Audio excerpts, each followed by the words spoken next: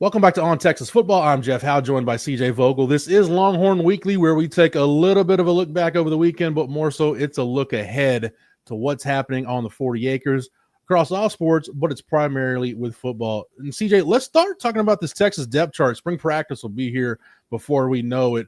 And On Texas Football here on our video platform and at ontexasfootball.com, we'll start looking at the depth chart, basically taking position inventories of what everything looks like heading into spring practice. But CJ, give me a position group or two or whatever is top of mind for you right now when it comes to this depth chart. Yeah, I want to see a wide receiver. You know, that's always been a strength of Texas, right? You look at Jordan Whittington, Adonai Mitchell joining the fold with Xavier Worthy, who was a 3-year staple of this offense. And then last year, Texas addressed it very well, going out and getting Matthew Golden, who turned into your unquestioned number one by the end of the year. Isaiah Bond early on in the season looked like he was going to live up to the billing, obviously cut short a little bit by injury there. But you got some really interesting talent on this roster right now. Who stands out outside of DeAndre Moore, who you know is going to do the dirty work, who you know is going to play that slot, be a deep ball threat as well, and Ryan Wingo, who we've all been very high on. Now that he gets to take that sophomore jump, how does he progress? But who amongst this group who's on campus right now starts to take that next step, right?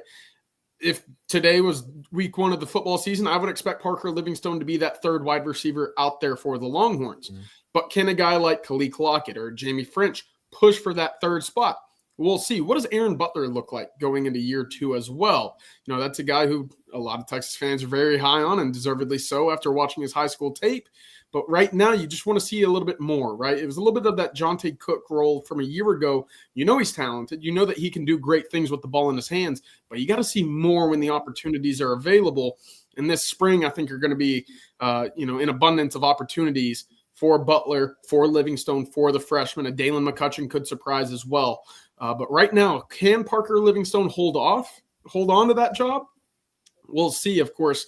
And I still expect Texas to go out there and add a portal wide receiver, a guy with some experience, a guy that's done this at a high level. They've done great at portal additions so far, especially the last 2 years. Who do they find in the portal in the spring? Because that will ultimately determine the ceiling of this group in my eyes, as you don't want to be super young when you don't have the real need to be. You know, CJ, you mentioned wide receiver and the portal. That brings me to something that I was thinking about as we were doing depth chart stuff behind the scenes. The return game right now is a complete crapshoot. Yeah, Silas Golden's gone. Jaden Blue's gone. Matthew Golden's gone. So is it somebody from that receiver room? Is it somebody who's not on the roster yet that's going to give you something in the return game? And we know how pivotal that's been for Texas the last few years. And we know special teams needs a big boost. It needs to improve a lot from where it was last year. The first couple of years under Jeff Banks, Texas had some of the best special teams units in the country. Right. You went from elite to it was a complete detriment for you at times this past season. So we'll see what becomes of special teams. And the offensive line, CJ, is the position I'm looking at because you've got some pieces returning. I guess technically we can count Trevor Gooseby as a returner. He started a couple of games and played well towards the end of the season. Mm-hmm. You've got Cole Hudson's got some starting experience. DJ Campbell's back, but where does Cole Hudson play? Is he at guard? Is he at center? What becomes of Daniel Cruz? Can he make a jump in year two? Neto Umazula is a guy that's waited his turn patiently behind the scenes developing. Can he claim one of those guard spots that's open now with Hayden Connor's departure? And a guy like Brandon Baker, is Brandon Baker ready to elevate his game, step in at right tackle for Cameron Williams and make that a seamless transition? And CJ, we talk about the offensive line. That brings me into something else I want to talk about. Another week of winter conditioning going on for the Longhorns right now. You had an interesting article last week at ontexasfootball.com talking about the strength conditioning program and position groups, guys, that you wanted to see what the body types look like once we get into spring practice. Now, I know that might not seem like a lot of time to people, but you'd be shocked at when guys get to the training table and they get on the weight program. Torrey Beckton gets a hold of these guys, how much they can do to their bodies from the time winter conditioning starts and roughly that 2 months until you get to spring practice. So once we get there, CJ, in really a matter of weeks, who are you looking forward to seeing what the body looks like once they get back on the practice field? Yeah, this time is really interesting for a number of reasons, right? Especially for the early enrollees, the true freshmen on campus that have been here for about 2 weeks, right? And it was about this time last year that Colin Simmons arrived on campus about 225, 227. And when that first roster was released in the spring, he was listed at 243, 245. And you're sitting there saying, You're telling me from December to the first day of practice, he gained 20 pounds, and then you see him in person, he said, okay, he absolutely did. And so it's that level of change that you could see very quickly for a lot of these guys. And the early enrollees specifically, they're like balls of clay, right? You can just kind of mold them however you'd like. And I think Torrey Beckton and his staff do a tremendous job. Obviously, we've seen the transformations of Christian Jones, Cam Williams over the years, guys in the trenches that they got to get their bodies right. And that's, again, where I'm looking this year. Alex January is top of mind for me. Texas has added 3 guys at the defensive line out of the portal, but we've all expected Alex January to be a big piece of the bigger picture for Texas. How can he mold his body again, right? He got to campus last year right around 330, maybe dip down to the 3 teens. Can he build back up to 325 and be a sturdy 325? Because I think he's got the body and the talent to do so, right? Texas wouldn't have trusted him in the Cotton Bowl against Ohio State if they didn't. Right. So what can he do to change his body once again into being – that nose, that 3 tech, that versatile piece that Texas can move around? Because, again, they're expecting a lot from him this year. And sophomores, freshmen at the defensive line, I think it's a tough spot to ask for them a lot. But, Jeff, there's one other name, and I originally in this article I didn't include him, and that was a complete error by me. But Trey Wisner, how does he change his body? I guess, I kind of overlooked, I was looking more towards the trenches, the defensive side. But Trey Wisner, absolutely. Tashard Choice told us in Georgia that he was up to about 202 pounds, and that's rising up from 190 the year before. Can he get to 210? And Texas, again, you're looking at a running back room that's very young and also coming off of a lot of injuries, right? Can CJ Baxter return? Will Christian Clark give you anything? What does Jarrett Gibson look like? But above all, you have a 1,000-yard rusher in Trey Wisner. Can his body get up to 210 and maximize that frame even more so? I think those are really interesting.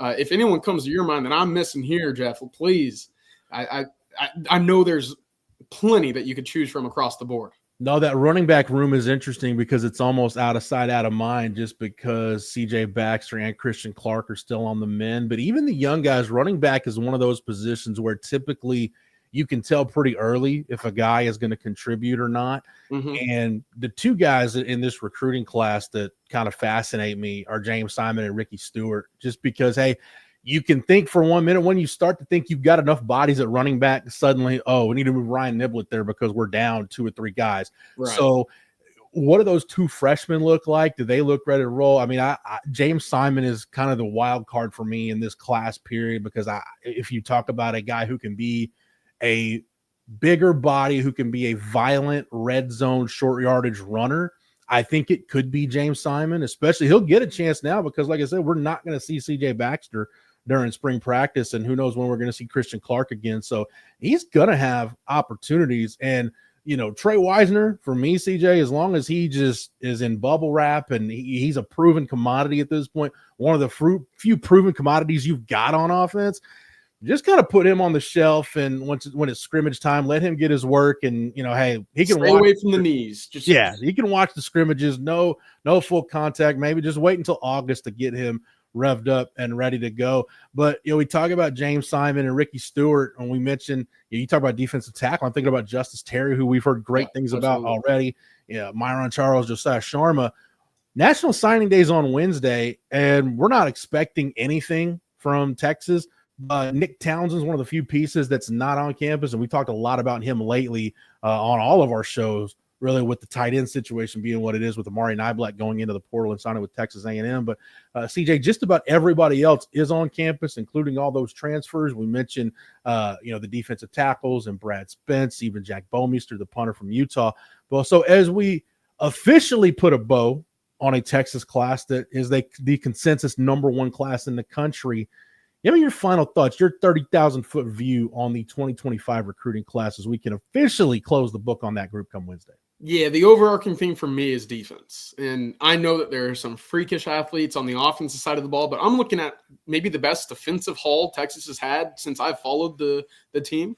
Again, you look at the defensive line, Myron Charles, Josiah Sharma. Look, you just mentioned Justice Terry. Texas hasn't landed a guy like that on the interior. Right? Alfred Collins may be the closest to it just out of physical traits, but I think this is a different level of guy Texas is bringing in. And even beyond that, look at the big humans that can move as well as they do. Lance Jackson on the outside, Bo Barnes at middle linebacker. I mean, you've got some absolute units that move and have the athleticism of guys that stand out in the SEC. And that's very important to me. And even beyond that, you look towards what's going on in the secondary. Zaylus Hicks, Jonah Williams as your safety tandem in a class, sign me up. Cade Phillips, Caleb Chester, and Grayson Littleton, who I'm really excited to see now that he is on campus, right? It was kind of one of those questions of whether or not he would get here at the turn of the semester or whether he would wait. He's here on campus now. You have a very talented defensive hull right here, and I think they all fit towards the strengths of this Texas defensive unit and kind of what they're asked to do for PK. You got versatility in the back end, and you got big bodies that can move up front. That sounds like a recipe for success if you're recruiting from a defensive perspective. So that's my big takeaway. Texas has done a great job of getting a Derek Williams, an Anthony Hill, a Malik Muhammad, Colin Simmons. Mm-hmm. But this group right here, when you collectively look at it at each position, that's exciting. And I think right now, again, with the strength of Steve Sarkisian and kind of how this offense is molded to be under Arch Manning, if you could just find a couple pieces of this freshman class to kind of come in and just give you a couple snaps in between on that defensive side of the ball, you're going to have some freaky playmakers all over the field, and that's really important moving forward. But I think they knocked it out of the park in 2025. Yeah, the guy for me, the more I look at him and think about how he fits into the team right now as he gets to campus, is Cade Phillips. I mean, give me a 6'6" corner, 185 pounds with, the wingspan he's got, almost a 25-foot long jumper, an explosive kind of athlete. It's been a long time, CJ, since Texas has had an athlete like that at corner, but is going to come in probably with the physicality you need and the ability to play man-to-man coverage that you need. Look, I think we forget, Jahdae Barron's moving on, and we talk a lot about, hey, could Jalen Gilbo slide over and play corner? Well, he might just be too valuable at that nickel position, but if not, the corner opposite Manny Muhammad is pretty much going to be wide open, and I could see a really nice position battle forming between Cade Phillips and Kobe Black. And, hey, whichever guy loses that battle, they're basically your number 3 corner as this defense gets away from a field and boundary type defense. You can just have your 3 best corners on the field, and that's what I like about how Terry Joseph and PK are building this secondary. They're not necessarily focused on, okay, we need a boundary corner, we need a field corner. Just give us guys that can cover man-to-man. So everybody's excited about Jonah Williams. Everybody's excited about Justice Terry. You just laid it out, CJ. Lance Jackson's a guy we haven't even mentioned yet. Pieces you're excited about. But I think of all those guys, Cade Phillips excites me the most in this class. But I agree with you. At the end of the day, it is about defense with this 2025 class. Yeah, it's going to be exciting. And again, if Texas's defense can kind of carry over what we've seen the last 2 years, where you're either tremendous against the run or tremendous against the pass, you're going to have a lot of success and you're going to win a lot of football games. Now, if you can be great at both, that's even better. And I think this class has the best of both worlds. The big bodies up front, the speed and the versatility in the back end. It's going to be fun to watch over the next 3 to 4 years with this group specifically, but 2025, I think they have plenty of pieces to plug and play in certain situations or packages. And again, they're not too far off, Jeff, from really carrying over into being one of the true elite groups for 2025 once more. But yeah, that'll do it for some look ahead to the current roster, some depth chart looks, but plenty of sports still going on as we get into this spring semester, Jeff, one of which basketball. And look, Rodney Terry's team still playing some ball, and they've kind of figured this out as of late, right? 3 of 4 wins in their last 4 games. You got 2 ranked wins in that bunch, another road victory over LSU in which they completely dismantled LSU. That was a whooping, Jeff. It feels like they're turning the corner, right? They're sitting right now 15-7. They got 4 quad 1 wins. They're kind of creeping up that SEC leaderboard at the moment. What have you seen recently that kind of gives you some optimism about the rest of the SEC slate and then also just the big picture with this team? Yeah, I don't want to get too far ahead of myself and say, okay, this could be like the point where this team really does turn a corner and starts to ascend. But I think you look at them coming off of the loss at Ole Miss, a game where they had a chance to win it at the end, but didn't. And it's really weird after a Texas loss where I feel like, hey, not that you're ever good with the loss, but you say, okay, I admire the fight and you were right there in it at the end. Trey Johnson couldn't have asked for a better look. But then you go getting ready for the LSU game, and props to Rodney Terry for even making it to Baton Rouge. He caught the flu in Oxford and was down for about 36 hours.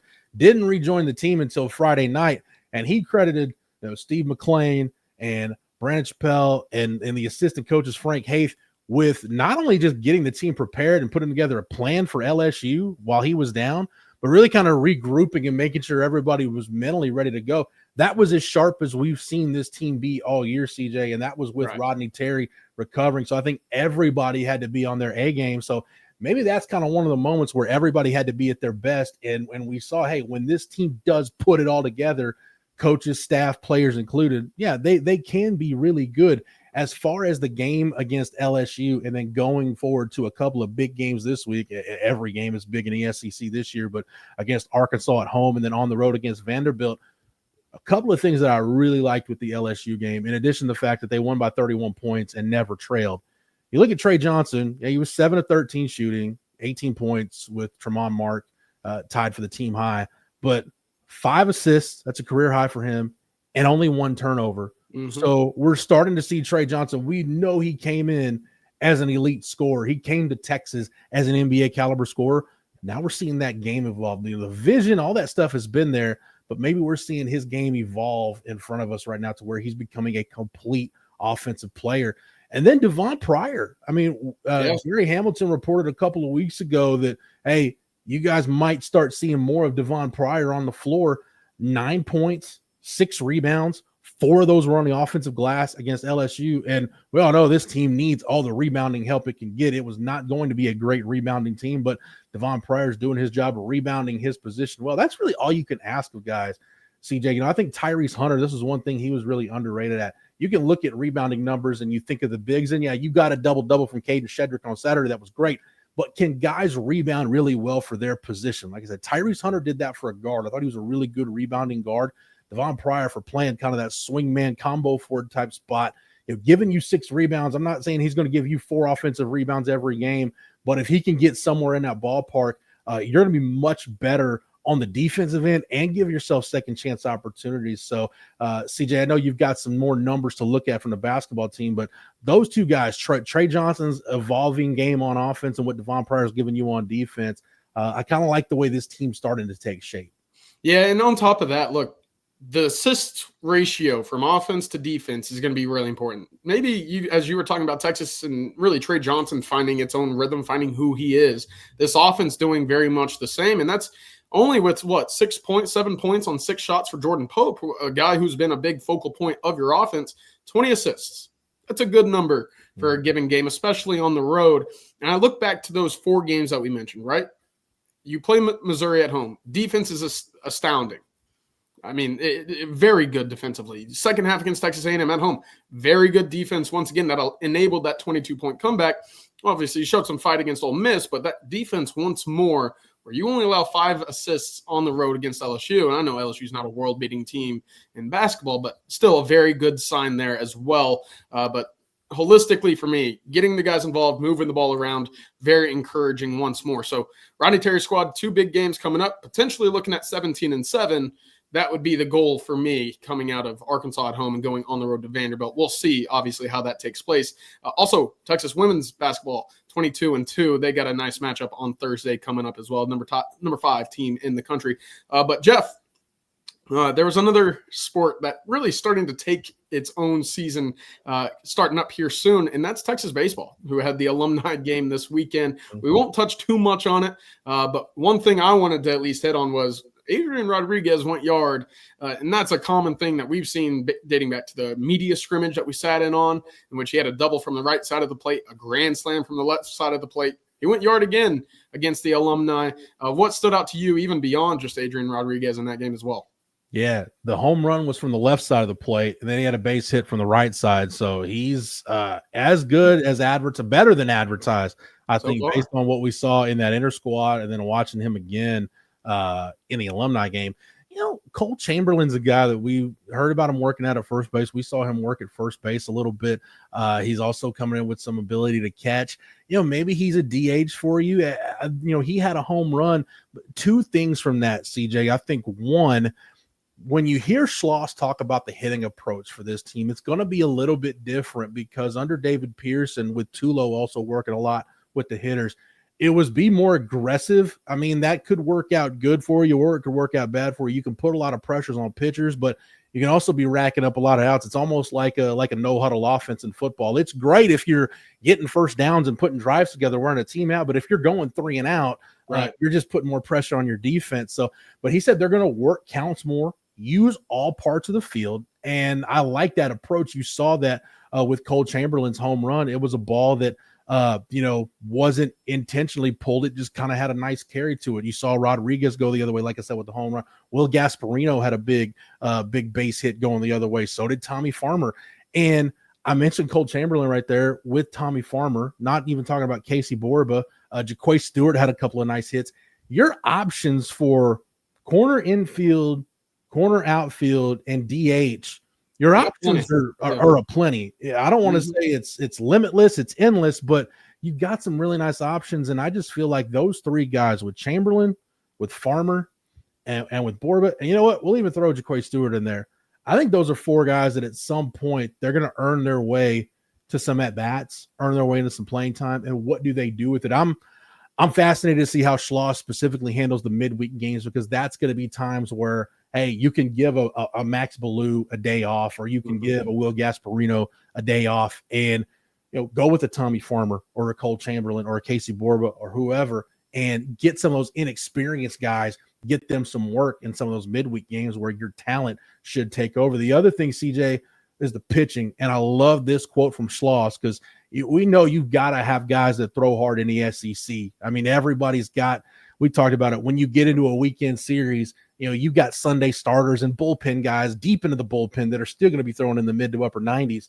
And I love what Schloss said, especially considering the walk issues we've seen in this program in the last few years. He said, nobody really cares about how hard you throw ball 4. So it shows you the kind of work Max Wiener's doing. Hey, it's all about control and throwing strikes. And that's something that David Pierce and his staff tried to do, but never really got through to guys consistently. I think it's all about how is Max Wiener teaching it. And if you can get guys to just throw strikes, look, I saw some improvements from Cody Howard over the weekend, but you look at some of the newcomers. We saw Dylan Volantis on Saturday in the alumni game, didn't allow any earned runs, 3 innings. And as good as he looked, Schloss said that's the worst he's looked in all of his outings throughout the winter and throughout the early part, getting ready for the season. And then Ruger Riojas, who, Blake Monroe reported a couple of weeks ago that, the same role Evan Ashenbach had for A&M last year. He was the National College Baseball Writers Association Stopper of the Year. He not necessarily the closer, just the guy, hey, if you're in a really big jam, in a tight game, a big game in the 5th inning, he can come in and get a couple of key outs for you and put out the fire. That's the kind of role this staff envisions Ruger Riojas having. He came in, CJ, it was just attacking the strike zone in order, retired Tres Barrera, Cody Clemens, and Zach Zubia, and then struck out David Hamilton. Those are 4 professional hitters. I mean, Tres Barrera's played in the big leagues, so those are 4 professional hitters that you struck out, that you retired, including, a strikeout of David Hamilton. So love what we saw from Riojas. Hey, Will Mercer's even getting there and throwing hard late in games. And, hey, that's a piece that I wasn't necessarily counting on this team having just because of the injury history he's had. So all in all, CJ, a really good, productive weekend for the Texas baseball program. Yeah, I absolutely agree. And look, just kind of backing up what you were talking about, Ruger Riojas. I mean, 75 strikeouts and 69 and 3rd innings last year. It might not jump off the table, but look, only 18 walks, right? That's a great ratio from a year ago. And now, again, kind of to be relied on early in the year as that stopper, as well as where does Jason Flores fit in this mix as well? I think Texas has some options, but Dylan Volantis to me was, the big guy outside of the bats that I said, okay, Texas has something working here. Because, again, you look at Jared Spencer, you look at Luke Harrison. Those were the 2 guys that were mentioned early on by Schloss as, maybe your Friday, Saturday guys. Who else were going to step up and maybe join that conversation? To me, that's a name that, we certainly should be watching, especially as the season progresses. Early on, midweek guy. We'll see how he kind of ends the season. But plenty of options on the mound. And then, Jeff, last question for you before we get out of here. I know we've had the conversation, especially after the media day. Texas sometimes last year got too left-handed bat heavy in the lineup. You mentioned the corner infielders. What can Texas do with Jaquay Stewart, a Cole Chamberlain? Can they move some pieces around with Schlusler? Do you feel like there's enough balance that Texas isn't just, look, they're going to throw out a lineup with 8 right-handed hitters or in a switch hitter or whatnot? Like, do you feel like there's enough give and take there with the lineup given its pieces at the moment? Yeah, and the more I think about it, CJ, I'm not so much worried about being right-handed heavy or left-handed heavy right now. I just want to see, because at some point, Adrian Rodriguez is going to struggle at some point. Even the best guys we've seen come through this program at some point during their freshman year, baseball is just too hard of a game and it's too long of a season for him to not hit a wall at some point. That at some point, whether it's Jaquay Stewart or Cole Chamberlain, one of these guys playing big-time college baseball for the first time, they're going to struggle. So as guys struggle, the Schloss have somebody ready to step up. That's the kind of depth you're talking about. When you're talking about quality depth, teams that get to Omaha and that make a really nice run, those are the teams that have really good depth. I mean, you think about the Texas team 2 years ago, the 2022 team that got to Omaha. Yeah, they were 2 and barbecued, but where would that team have been without Murphy Stelly, a guy that you went into the year thinking, okay, he's our utility infielder, and you come out of the year, he's a second-team All-American, and he ends up getting drafted. So it had if it hadn't been for Ivan Melendez, we'd have been talking about the year Murphy Stelly had on offense. So there's always going to be a guy or two that you don't expect to contribute a whole lot that emerges and ends up being a pretty significant piece of what you do.